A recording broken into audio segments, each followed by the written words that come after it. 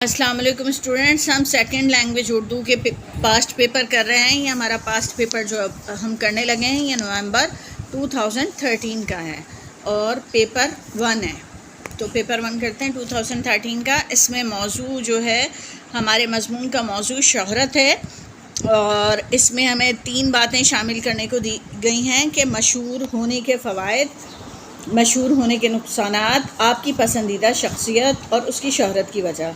ये तीनों points 2-2 number के होते हैं और बाकी के 9 नंबर आपको मेयार के, ज़ुबान के मेयार के दिए जाते हैं कि आपने उर्दू का अच्छे अल्फाज का इस्तेमाल करना है। मोहब्बत और नेक नफ्सी के साथ शोहरत की ख्वाहिश इंसानी फितरत का जुज़्व है, यानी हर शख्स चाहता है कि उसकी जो है वो मशहूरी हो और उसके साथ मोहब्बत की जाए और उसके साथ अच्छा मामला किया जाए। ये एक तरफ तो सलाहियतों के बेहतरीन इस्तेमाल का समर का मतलब फल, तो दूसरी तरफ सेहतमंद मुकाबले की फ़िज़ा में इनकी जुला का बायस है। जुला कहते हैं ज़िंदा करना, यानी कि आपस में मुकाबला होता है कि मेरी शोहरत ज़्यादा हो, तो ये सेहतमंदाना मुकाबला है, अच्छा मुकाबला है। चीज़ के कुछ नुकसानात कुछ फ़वाइद होते हैं। हर चीज़ के यहाँ गलत लिखा है, हर चीज़ के कुछ नुकसानात कुछ फ़वाइद होते हैं। शोहरत के फ़वाइद में बुनियादी फ़ायदा सलाहियतों की जुला और उसे कायम रखने की मुसलसल सही कोशिश को कहते हैं। जुला जो है वो ज़िंदा होने को, सलाहियत उजागर करना समझ लें, जो आपको बहुत सी मनफी सोचों और हरकत से महफूज रखता है। अपनी पहचान और इज़्ज़त हर एक के लिए सुकून का बायस है। इंसान ख़ुद को मुनफरिद महसूस करके औचे कमाल की तरफ गामज़न रहने की जद्दोजहद में मसरूफ़ रहता है, लेकिन उसके नुकसानात में सबसे बड़ा नुकसान इंसानी फितरत में तकब्बुर और बुग़्ज़ का है। बाज़ औक़ात वो इस गुमान में रहता है कि शोहरत को ज़वाल तो मुमकिन ही नहीं, हालांकि शोहरत जो है वो भी ज़वाल हो सकती है। यहाँ ज़वाल तो मुमकिन ही नहीं, यहाँ डिप्रेशन बाज़ औक़ात ख़ुदकशी का मौजब बन जाता है, यानी कि जब शोहरत को ज़वाल होता है और शोहरत में कमी वाक़ई होती है तो फिर वो ख़ुदकशी कर लेता है, इतना आदी हो जाता है वो इस बात का। नेज़ इंसान बाज़ हालात में शख्सी फ़साइल के मेयार से बहुत पस्ती में गिर जाता है। बहरहाल शोहरत दिलकश तो है, इससे अजीम कारनामे इंजाम देने वाली शख्सियात आम लोगों के लिए नमूना अमल होती हैं। शोहरत होती है कि कोई ख़ास काम कर लेने पर होती है। इसकी आला मिसाल कायदे आज़म रहमतुल्लाह अलैह जैसी शख्सियत हैं, जो बकौल इकबाल हज़ारों साल नरगिस अपनी बेनूरी पे रोती है, बड़ी मुश्किल से होता है चमन में दीदा वर पैदा। ऐसा दीदा वर जिसकी उसूल पसंदी, दयानतदारी, बुलंद हौसलगी और क़ुव्वत फ़ैसला हमारी नौजवान और बहुत बासलाहियत नस्ल के लिए सोच और अमल के हज़ार दर खोल देती है। कायदे आज़म के शख्सी फ़ज़ाइल दूसरों को मशहूर करते हैं, यानी कि मुतासिर करते हैं, सहर अंगेज़ कर देते हैं। एक वाक़या जिसमें एक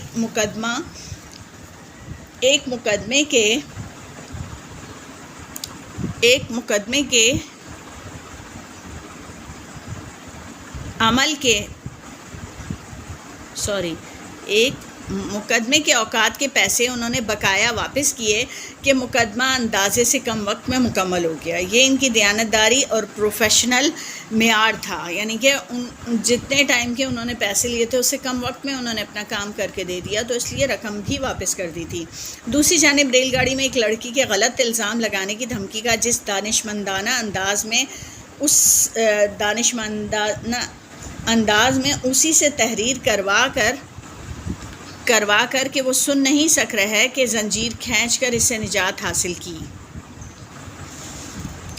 ये वाक़या उनकी फ़हम व फ़रासत और आला क़ुव्वत फ़ैसले का मज़हर वाक़या है। फिर जिस तरह उन्होंने इस अजीम हसीन वतन के हुसूल के लिए लोगों को एक प्लेटफॉर्म पर जमा करके ताकत में بدل دیا۔ غرض یہ کہ اس عظیم ہستی کا ہر رخ قابل تحسین ہے۔ تو یہ آپ کا 15 نمبر کا سوال تھا۔ اب اگلا سوال آپ کا ہے کہ آپ کو لیٹر، رپورٹ، ڈائلاگ یا اسپیچ میں سے کچھ کرنا ہوتا ہے۔ تو پہلے تقریر کی بات آ رہی ہے، تو تقریر اس میں ہے کہ اپنے اسکول کی اسمبلی کے لیے صحت مند زندگی کی اہمیت پر تقریر لکھیں۔ تو آپ نے تقریر میں پہلے مخاطب کرنا ہوتا ہے جناب صدر سے۔ جناب صدر، معزز اساتذہ کرام اور میرے عزیز ساتھیوں، السلام علیکم۔ مجھے آج میں آپ کے لیے ایک تقریر ایسی لکھ دوں گی کہ بس آپ اسی ایک تقریر کو یاد کریں، اور پھر آپ کو کسی بھی موضوع پر تقریر کی دعوت دی جائے تو آپ ہر موضوع پر بآسانی تقریر کر سکیں گے۔ ایسا متن میں آپ کے لیے تحریر کر دوں گی اور اس کی ویڈیو بنا دوں گی۔ تو ابھی تو فی الحال یہی لکھی ہوئی تحریر میں آپ کے سامنے پڑھ رہی ہوں۔ مجھے آج جس موضوع پر دعوت فکر دی گئی ہے وہ صحت مند زندگی کی اہمیت ہے۔ یہ بہت اہم موضوع ہے اور اس پر بچپن ہی سے توجہ مرکوز ہونی چاہیے۔ خوبصورت زندگی کے لیے صحت مند جسم و صحت مند دماغ دونوں بہت ضروری ہیں۔ اچھی متناسب غذا جسم کو تندرست رکھتی، جہاں جسم کو تندرست رکھتی ہے وہیں جاگنگ، ورزش اور مستعدی دماغ و جسم دونوں کو توانا و تازہ دم رکھتی ہے۔ یہاں میں اپنے بہت اعلیٰ باصلاحیت اور انتہائی سمجھدار نوجوان نسل سے جسمانی اور ذہنی صحت مندی کے بجائے قدرے بلند روحانی اور نفسیاتی صحت مندی کے بارے میں تبادلہ خیال کرنا چاہوں گی۔ ورزش، متناسب غذا، تازہ ہوا، صاف ستھرے پانی کا ہونا کا استعمال، جسمانی اور ذہنی صفائی سبھی اسے بہت حد تک جانتے، سمجھتے اور تسلیم کرتے ہیں۔ مشکل وہاں پیدا ہوتی ہے جہاں روحانی پاکیزگی، باطنی طہارت، ہمارے رویے اور رد عمل، خاندانی رشتہ داریاں، دوستیاں احسن طریقے سے نبھانا ہوں۔ ان مشکل حالات پر فہم و فراست سے قابو پا کر مشکلات سے دانشمندی سے نکل آنا ضروری ہے۔ بے شک صفائی نصف ایمان ہے۔ نبی اکرم صلی اللہ علیہ وسلم کی حدیث ہے کہ اب جسمانی صفائی کے ساتھ سوچوں کا مثبت ہونا آپ کے شخصی فضائل کی بالیدگی اور روحانی بلندی کا باعث ہوگا۔ یعنی اگر جسمانی صفائی کرتے ہیں تو اپنی سوچ کو بھی مثبت رکھیں، کسی کے بارے میں برا نہ سوچیں، کوئی نیگیٹو تھنکنگ نہ ہو آپ کی، تو اس سے آپ کے شخصیت کے اندر اچھائیاں پیدا ہوں گی اور آپ روحانی طور پر بلند ہو جائیں گے۔ ایک صحت مند دماغ میں جب دوسروں کا احساس اور محبت پیدا ہوتی ہے تو یہ معاشرے سے برائیوں کو روک دیتی ہے اور اچھائیوں کی ترویج کرتی ہے، یعنی اچھائیوں کو بڑھاتی ہے۔ ایک دوسرے کا احترام، مقام کی پہچان اور رشتوں کے حسن و اہمیت کا ادراک، برداشت اور شعور انسانوں کو مہمیز کرتا ہے۔ کرپشن، برائی، خود غرضی سے مبرہ یعنی کہ سے بیزار یا بچا ہوا معاشرہ یقیناً آخرت کے لیے توشہ مہیا کرے گا۔ کھیل کے میدان ہماری تربیت گاہ ہو سکتے ہیں اگر ہم ان سے اصول، قوانین ان پر عمل کرنا سیکھ لیں۔ اپنی زندگی کے روش میں ان قوانین کی شمولیت ہمیں بہت خوبصورتی کے ساتھ برداشت، دوسروں کا ہماری زندگی میں مقام، شکست کو خوش دلی سے قبول کرنا یعنی کہ ہار کو دل کے ساتھ قبول کر لینا، اور ان ناکامیوں پر کامیابیوں کی عمارات تعمیر کرنا سکھاتا ہے۔ یعنی اگر آپ ہار بھی جائیں تو یہ نہ ہو کہ آپ دل توڑ بیٹھیں، بلکہ آپ اس کو قبول کریں اور یہ سوچیں کہ ناکامی کامیابی کی پہلی سیڑھی ہے۔ یہ رویے ہم ہر لمحے ورزش، کھیل، تعلیم سے سیکھتے ہیں۔ یہی رویے ہماری روحانی تربیت کرتے ہیں۔ اب اگلا سوال ہے، گزشتہ چھٹیوں میں آپ اپنے دوست کے گھر میں ٹھہرے ہوئے تھے، ان کے والدین کو خط لکھ کر ان کا شکریہ ادا کریں۔ تو اب جو ہے نا، خط ای میل کی شکل میں ہوتا ہے اور ای میل میں ہم نے یہ تمام چیزیں اپنے سیدھے ہاتھ کی طرف لکھنی ہوتی۔ کمرہ امتحان، الف ب ج 6 مارچ، یہاں یہ سن 2014 کا پیپر ہے اس لیے اس میں 2014 لکھا ہے، آپ اپنا سن اور تاریخ لکھیں گے۔ اب یہ محترم انکل اور آنٹی جان السلام علیکم پہلے درمیان میں ہوتا تھا، لیکن اب ای میل آتی ہے اور اس میں آپ کو رائٹ پہ ہی لکھنا ہے اسے۔ میں یہاں خیریت سے ہوں اور آپ کی بہترین خیریت اور صحت کے لیے دعا گو ہوں۔ اللہ تعالیٰ سے دعا گو ہوں. امید ہے باقی گھر میں باقی سب لوگ بھی خیریت سے ہوں گے. ہم نے پہلا پیراگراف میں خیریت معلوم کرنی ہوتی ہے اور خیریت سے آگاہ کرنا ہوتا ہے. اس کے بعد ہم موضوع کی طرف آئیں گے. سب سے پہلے تو میں قدرے تاخیر سے لکھنے پر معذرت خواہ ہوں، یعنی دیر سے جو میں نے لکھا. لاہور سے آنے کے بعد پہلے تو میں خود بیمار ہو گیا. موسم کی تبدیلی مجھ پر بھی اثر انداز ہوئی. میں بہتر ہوا تو امی جان بیمار ہو گئیں. شاید میری خدمت اور دائرہ اور وائرل پرابلم نے ان کو بھی اپنی لپیٹ میں لے لیا. خیر الحمدللہ یہ وقت بھی خیریت سے گزر گیا. میں بہت روز سے آپ کو خط لکھنا چاہ رہا تھا کہ آپ کی محبتوں کا شکریہ ادا کرنا ممکن تو نہیں، لیکن میں دل سے آپ کے خلوص، بے لوسی اور محبت کے لیے شکر گزار ہوں. احسن کے ساتھ تو میرا وقت لمحہ لمحہ دل فریب اور پرلطف گزرتا ہی ہے، لیکن جس طرح آپ نے ہمارے کھانے پینے، رہائش اور ڈرائیور، گاڑی، گارڈ اور دیگر سہولیات کا خیال رکھا،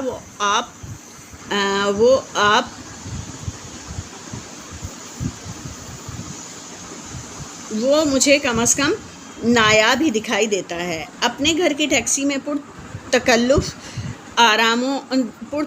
و آرام دہ انتظام 2 نوکر مکمل ہماری مدد کے لیے آپ نے حاضر رکھے، اور بہترین اور پرلطف طعام اور مختلف جگہوں پر گھومنے پھرنے کے لیے اعلیٰ نگہداری اور رہنمائی ہر محبت قابل ستائش و قابل شکریہ ہے. ہم تمام دوستوں کے والدین بھی آپ کے شکر گزار ہیں. یہ لمحات زندگی کا حسین اثاثہ اور خوبصورت یادگار ہیں. جب یاد آئیں گے وہی خوشی، وہی سرور محسوس ہوگا. کراچی کا اپنا حسن ہے، لیکن لاہور کا حسن انوکھا اور تازہ دم کر دینے والا ہے. وہاں کی ہریالی، اس کا رنگ، پھول، فضا، غرض ہر چیز مسحور کرتی ہے. امی ابو کی جانب سے آپ کی خدمت میں درخواست ہے کہ ان چھٹیوں میں آپ اور تمام اہل خانہ کراچی تشریف لائیں. سمندر، سی وی اور دوسرے قابل دید مقامات سے لطف اندوز ہوں اور دونوں بڑے شہروں کی زندگی انداز اور چیزوں کے فرق کو دیکھیں. انکل جان، یہ دعوت رسمی نہیں ہے بلکہ دل کی گہرائیوں سے ہم سب کی خواہش ہے کہ آپ سب تشریف لائیں تاکہ آپ سب کی خوبصورت اور زندہ دل صحبت سے ہم لطف اندوز ہوں. امید ہے کہ آپ تشریف لا کر ہماری دلی خوشی کا سامان مہیا کریں گے. پھر اس کے بعد آپ نے نام وغیرہ جو بھی جس طرح لکھنا ہے کہ احسن اور علی کو بہت پیار، آپ سب کی خدمت مؤدبانہ سلام. آپ سب کی خدمت میں مؤدبانہ سلام. آپ کا مخلص لکھنا ہے، وہ بھی اب ہمیں اپنے رائٹ میں لکھنا ہوگا. پہلے سینٹر میں لکھا جاتا تھا یا بائیں جانب لکھا جاتا تھا، اب دائیں جانب لکھنا ہوگا. ای میل کا یہ رول ہوتا ہے. تو چلیں اب ٹرانسلیشن کرتے ہیں. ٹرانسلیشن جو ہوتا ہے یہ لاسٹ کویسچن ہوتا ہے اس کا. For people who live in cities, parking is one of the most stressful aspects of every day life. شہروں میں رہنے والے لوگوں کے لیے پارکنگ روزمرہ زندگی کے مشکل ترین پہلوؤں میں سے ہے.